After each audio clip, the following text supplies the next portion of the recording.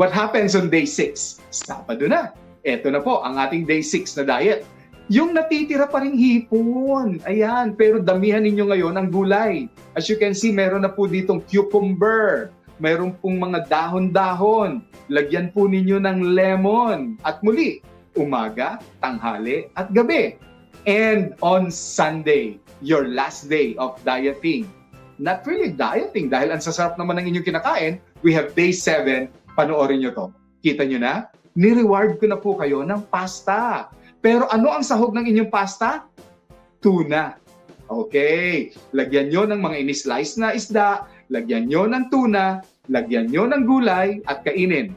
Umaga, tanghali, at gabi. You do this every week for 1 week of the month. And in 3 months' time, watch your LDL, your VLDL, and triglycerides go down.